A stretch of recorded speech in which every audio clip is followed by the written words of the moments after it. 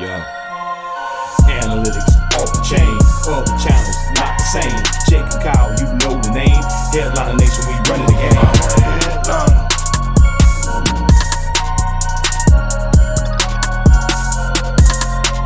a headliner.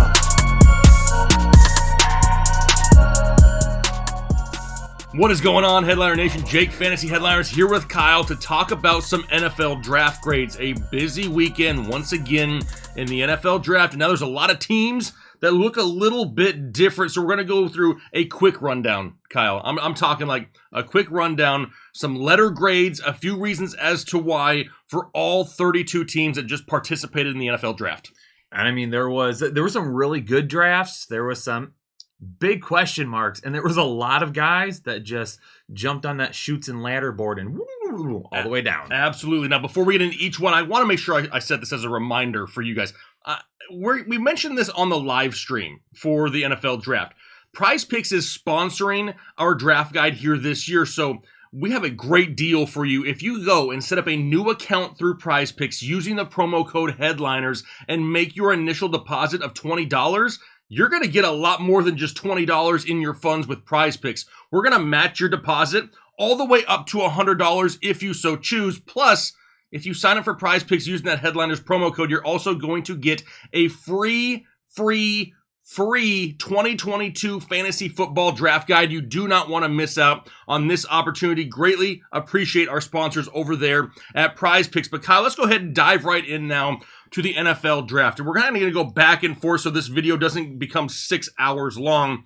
Let's start off. We'll go alphabetical order just to show that we're pretty smart, that we know our alphabet here. We'll start off with the Arizona Cardinals. Now, this is tough for me because I am a Cardinals fan. I have always been a Cardinals fan. I was born and raised in Arizona, if you did not know. But if it wasn't for them acquiring Hollywood Brown in a draft day trade, I don't know if they may have actually fallen into the D category. I got them as a C right now, only because of the acquisition of Hollywood Brown, which I do love. We'll talk about that in a separate video. But after that, adding a tight end, okay, but you just paid Zach Ertz. You have Max Williams coming back already, so that didn't really make a whole lot of sense to me. In my opinion, I would have passed on the tight end there at the front half of the draft and maybe got another running back that you can kind of back up James Conner with. So for my Arizona Cardinals, they're getting a C.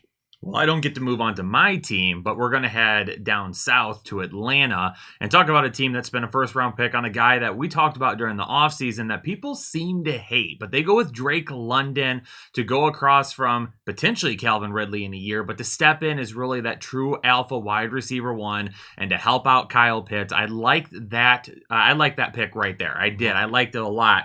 And then getting Desmond Ridder a little bit later, I think, was a good pick by them. Now, the entire time we're watching Malik Willis drop, and that's a different story for a different day, but we did like Desmond Ridder. We think he's a guy after a couple of years that can start to really grow, and I think he's going to be a good addition to them in a couple of years. But for me, for Atlanta, I ended up going with a B. I would have liked to see a little bit stronger on the offensive line a little bit earlier, but for the most part, not a bad job whatsoever. Perfect. Let's move on to the Baltimore Ravens now. And I just mentioned Hollywood Brown going to the Arizona Cardinals, so it's like a smooth transition. It's like we planned it this way because here we are talking Even about smoother than using Manscaped.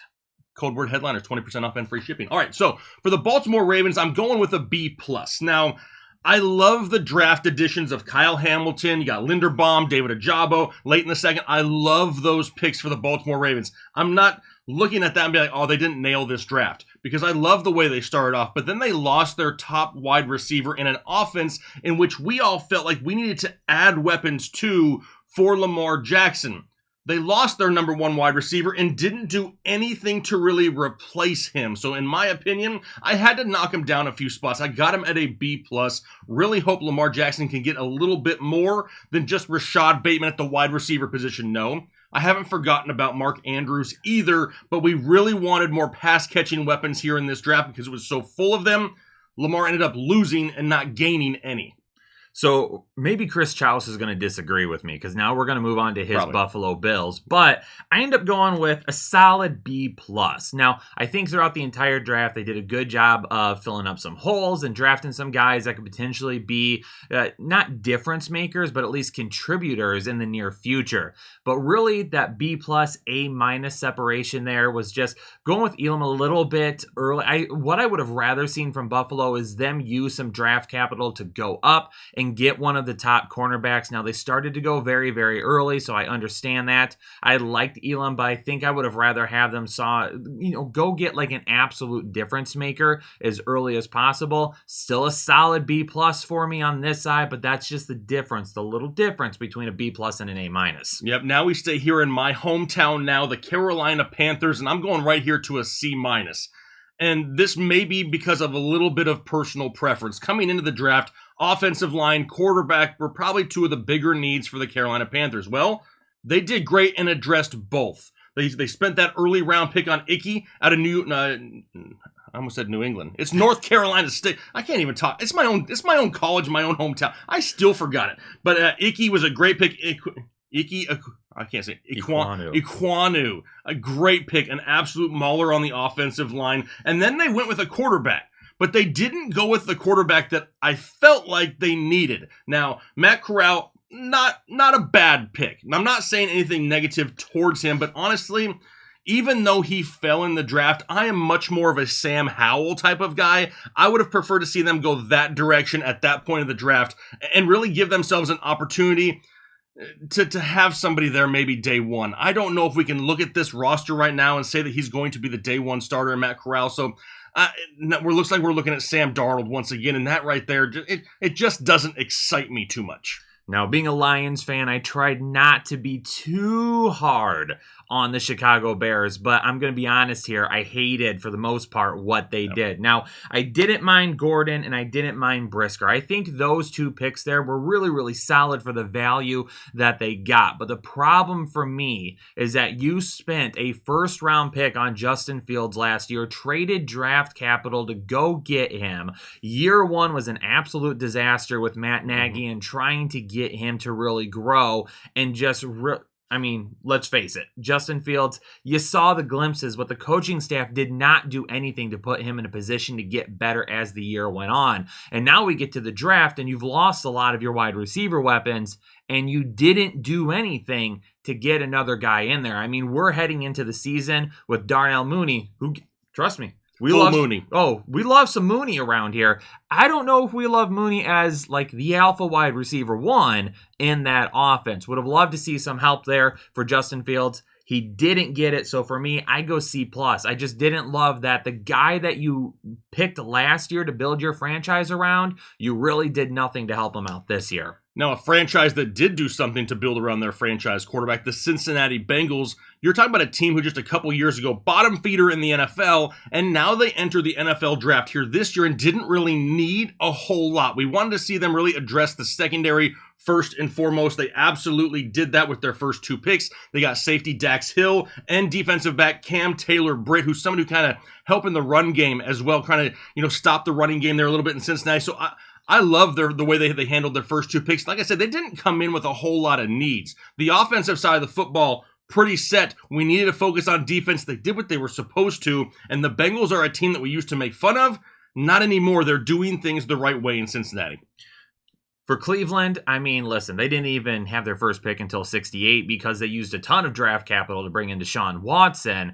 But even with that being said, couldn't give them too high of a grade because they just weren't able to draft really any difference makers. Now, the one pick that I potentially like, and we'll see what happens, and that's them bringing in David Bell to maybe fill out that slot role that Jarvis Landry used to have there. Now, I've been rooting for Jarvis Landry to come back, and that's what I was hoping for. At this point, I don't think it's going to happen, but Bell is a really solid route runner that can work well out of the slot, use some of that twitchiness, some of that explosiveness to get open there for Deshaun or whoever ends up being the starting quarterback week one, and I'd like that pick. But otherwise, other than that, I'm going with a B with them just because they didn't have a whole lot of draft capital, so there isn't a whole lot of difference makers they were able to grab. You ever had trouble filling the slot before? No comment.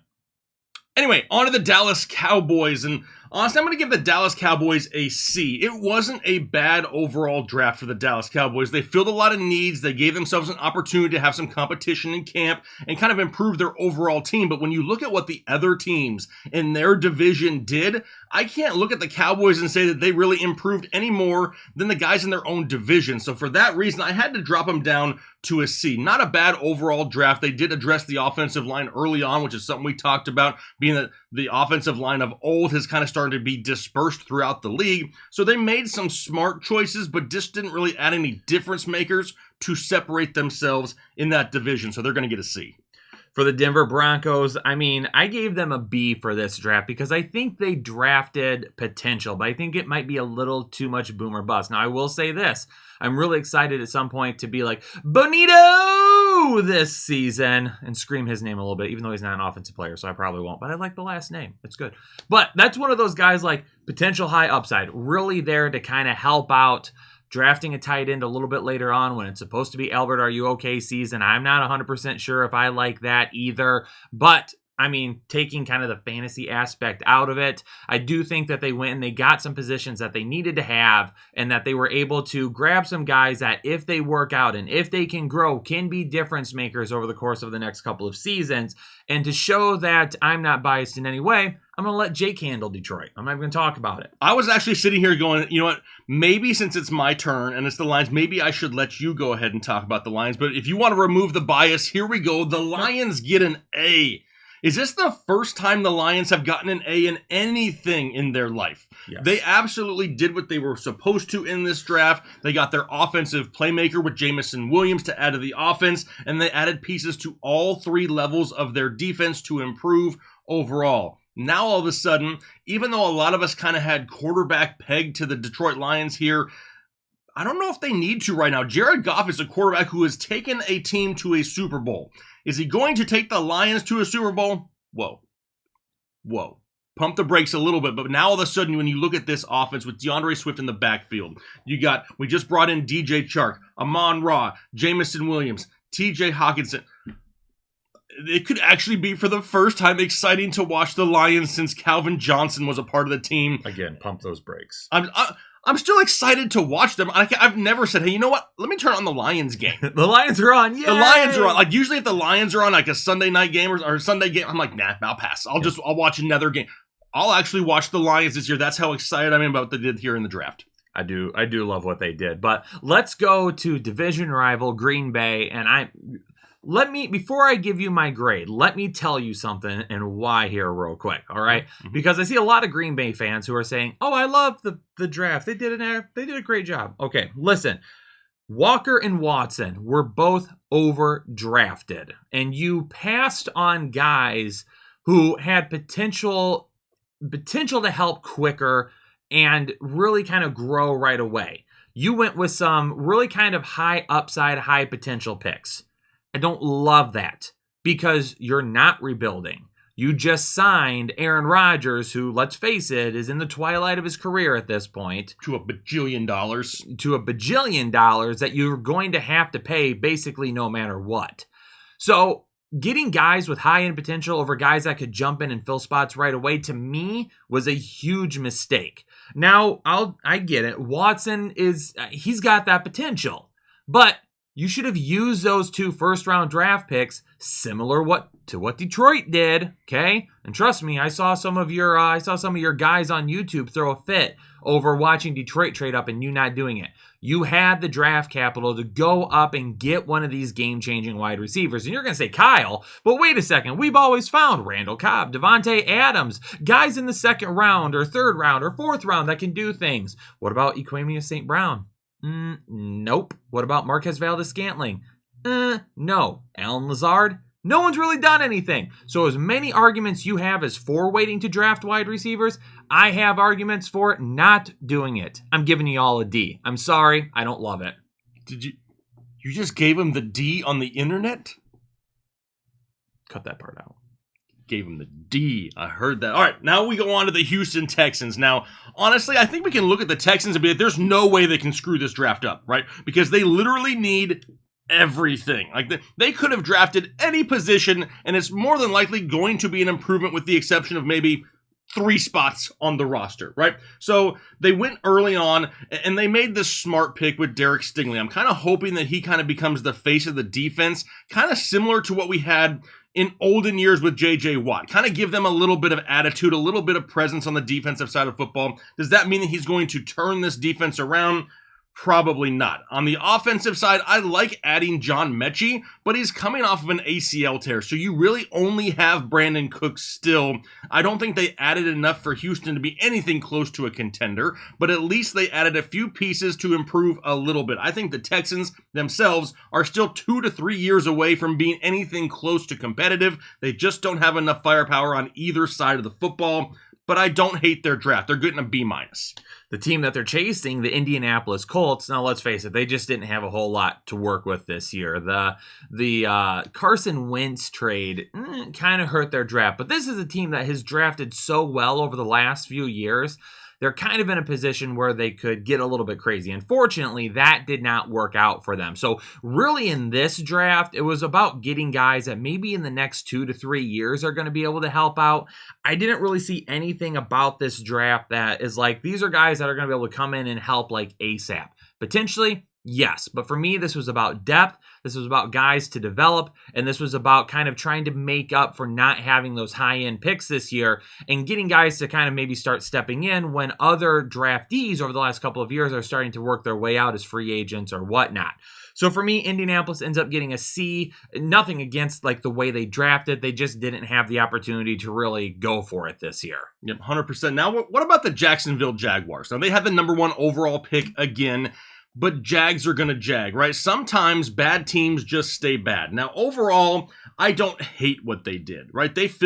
They're another team that had needs all over the place, but I'm giving them a C+ because they're just overthinking it. They overspent way too much money in free agency on the offensive side of the football. So we knew coming into the draft they're going to be a little bit more defensive heavy, and then they just get too cute and don't take Aiden Hutchinson number 1 overall. They go Trayvon Walker last minute.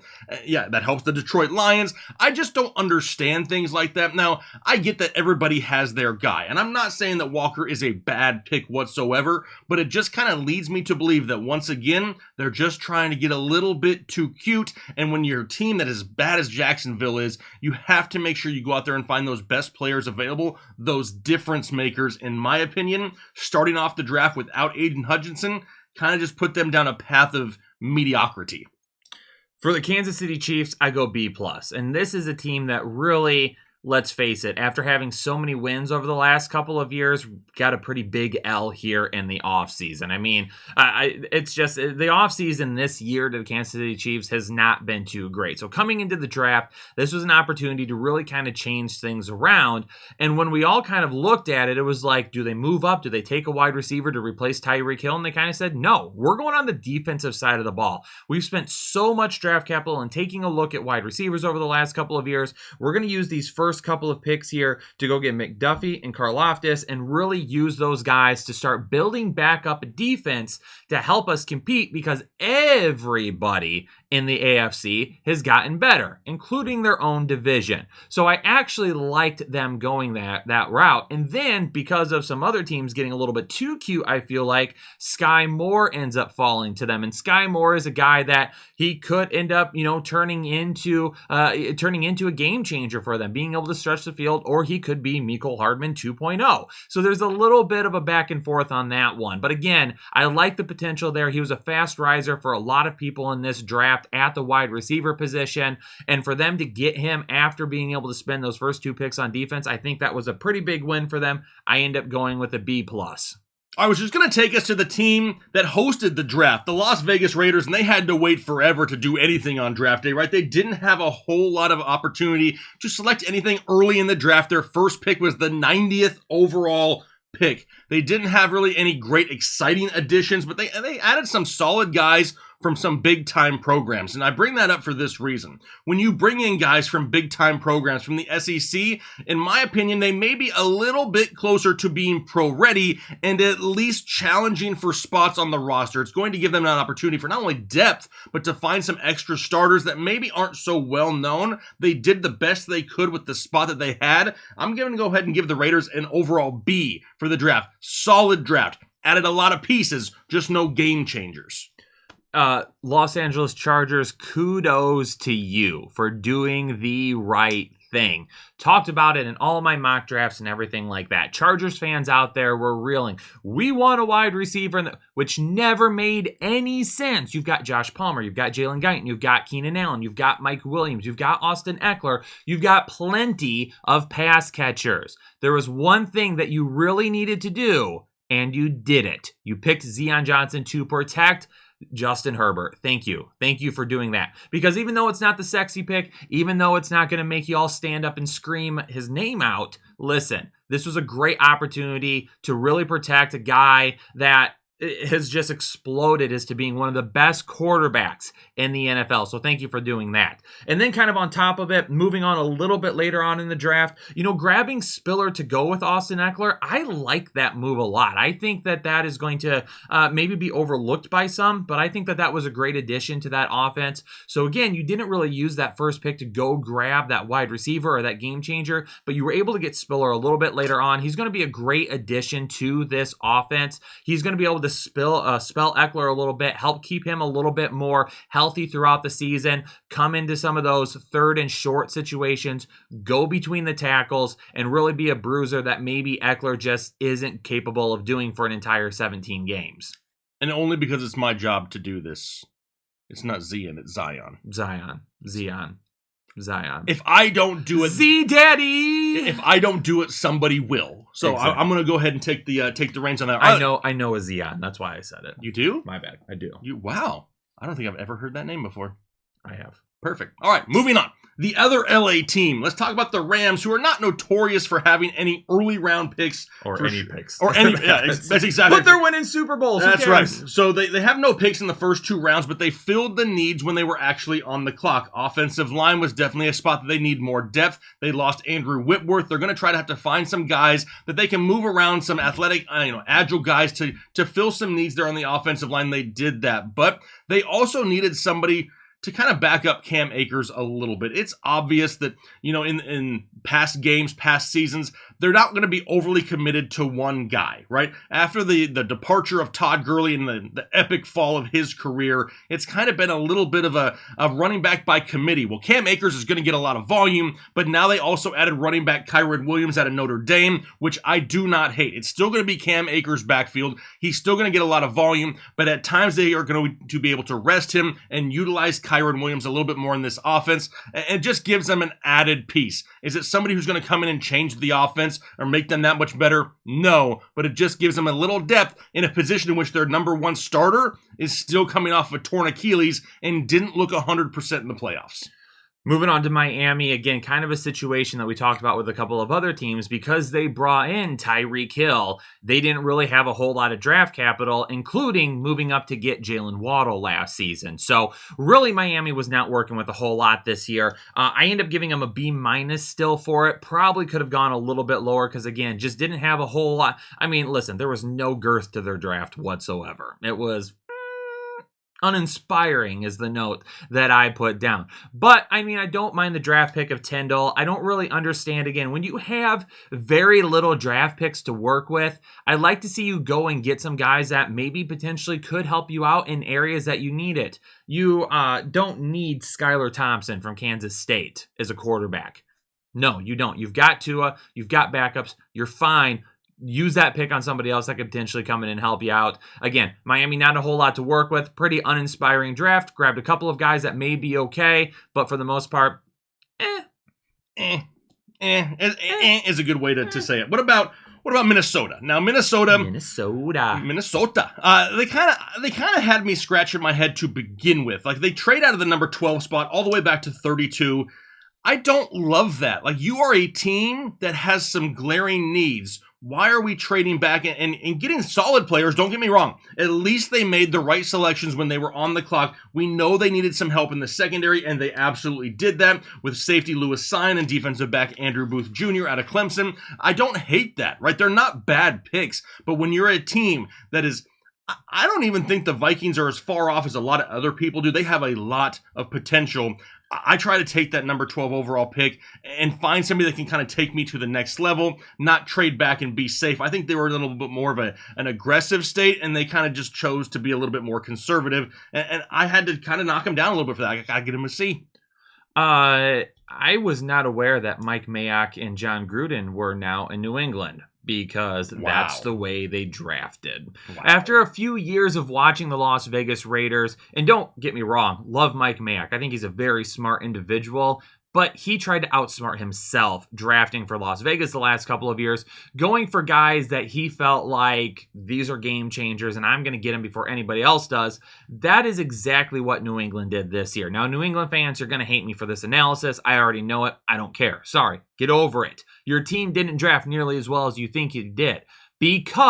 Not because you took bad players, but because you didn't use your draft capital wisely. Now, you talk about Strange being taken in the first round there, and, oh, hey, he may not have been there at the next pick. That's fine, but you could have drafted somebody with a little bit higher upside there that could have stepped in and helped a little bit quicker, and then use some of your capital to come up and maybe get him a little bit later on. So I don't think you made good use of your draft capital. That's why I don't like that one. Drafting wide receiver Thornton after that, I mean, yeah, he's a burner, but why? Why would you waste a pick on him when you had other guys sitting on the board that could potentially have been a little bit more of a balanced wide receiver to come out and help you out right away? And then what in the heck are you doing drafting 2 running backs after you drafted Ramondre Stevenson last year? You still have Damian Harris, and you decided to bring James White back. Again, I don't hate the people you drafted. I don't think you used your draft capital to the best of your ability. I'm giving you all C- because of that. I mean, heck, you didn't even bring up the fact they drafted a quarterback in the 4th round. Yeah, that too. I tried to take it easy. I left one thing out.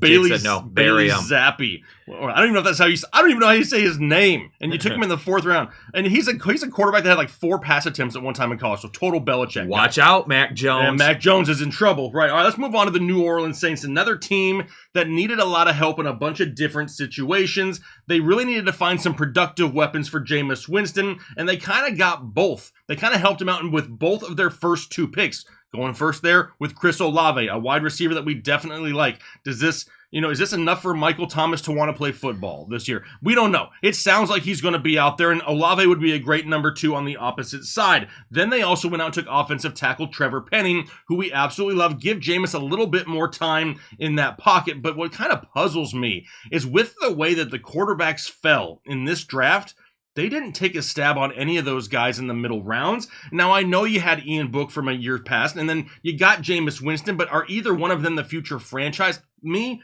personally, being that all the quarterbacks fell where they did and you didn't have to reach for any of them, I would have taken a stab on somebody else in the middle rounds. They didn't. The New Orleans Saints, still solid, though. They get a B.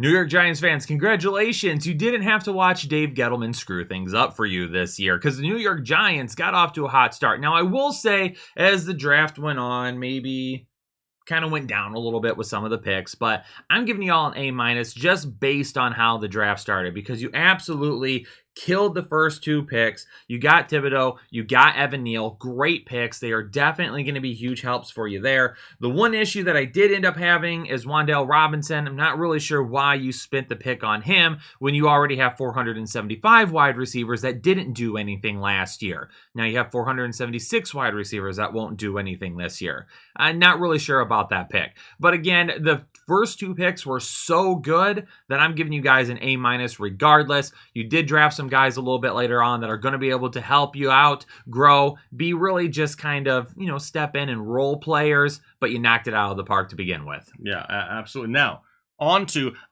it's weird, Kyle, because I sat here and I gave a good grade to the Detroit Lions, notoriously one of the worst teams in the NFL, and now I so happen to be the one that gets the New York Jets as well. Another team that has been a dumpster fire forever. The New York Jets won the draft. Oh, yeah. Oh, yeah. They had the best draft of any team in the NFL. Honestly, you can say, there's some teams that had some. No, the Jets absolutely demolished it. They went, Sauce Gardner, Garrett Wilson. Then they got Jermaine Johnson to fall to him later on. And then they went and added Breece Hall. And then they also added, which is kind of a little nugget that you may not know, arguably one of the best blocking tight ends in the draft in Jeremy Ruckert to add there to the offensive line to help Zach Will. I love what the Jets did, and I will not be surprised if they actually make a little bit of noise this year. Am I calling the Jets a playoff team? No, not in that division yet, but they are going to be drastically improved to what we've seen there over the past 5, 8, 10 years, whatever it's been. In case I didn't say it, they get an A+. They get the plus. Circle it. Circle it. Take that report card home, New York Jets. Yeah. Anyway, moving on. Philadelphia, I mean, they basically get an A+ just for making the trade for A.J. Brown. Agreed. Now, some Philadelphia fans love it. I've heard a couple of other people say, why did we draft him to pay him all that money? Listen, you needed to go get a guy like A.J. Brown. Trust me, that was needed, not just for your team, but for Jalen Hurts' progression. So making that deal to go get him, absolutely fantastic. But then on top of that, you end up getting Jordan Davis, a guy I absolutely loved. He's going to be a difference maker in the front of your defense. That was a great pick right there. And then we turn it around and you get Cam Jurgens at 51 overall to help your offensive line. And then on top of it, you get Nakobe Dean to fall all the way to you for God knows whatever reason, because teams just wanted to look at the medical records there. Dean is going to be just fine. He's an absolute steal at where you got him. A+ for me on the Eagles draft. Back-to-back A+. Back-to-back A+. We don't give out very many A+, but they now are... Pittsburgh. And now Pittsburgh. They did not get an A+, did the Pittsburgh Steelers. Listen, I get it. Hindsight is 20/20, right? It's always great after the draft is over to look back and be like, man, maybe we didn't have to waste that early round pick on Kenny Pickett. Maybe he would have fallen with all the other quarterbacks that fell in the draft. Maybe we could have waited. Was he overdrafted? But my issue with this is this. Maybe Kenny Pickett was your guy. Cool. But then you also went out and grabbed 2 more wide receivers, and George Pickens being one of them. Love George Pickens. Don't really understand George Pickens at this point of the draft because you still have Deontay Johnson. You still have Chase Claypool. You still have Pat Freiermuth. You have Najee Harris. They can all catch passes. We don't need more pass catchers. Now, everybody's going to come here and say, yeah, but this is the Pittsburgh Steelers. They draft great wide receivers. I'm not taking anything away from you. I agree. I like the picks that you have, but now I just think you have too many guys at one position, and is Kenny Pickett or Mitch Trubisky going to be enough of a quarterback to supply all of these guys? I don't think so. But the thing that really had me scratching my head is in the 6th round, it kind of felt like you just took Connor Hayward because he was Cam Hayward's brother. Like, I feel like it was just like, bring him in. It'll give Cam somebody to room with, because he's not really going to help this team in any possible way. I can't see that. It was just a little bit different. I wanted to go with a C here. But because I actually like the players you drafted and you have the track record that you do, I'm going to go with a B- and be a little bit nice.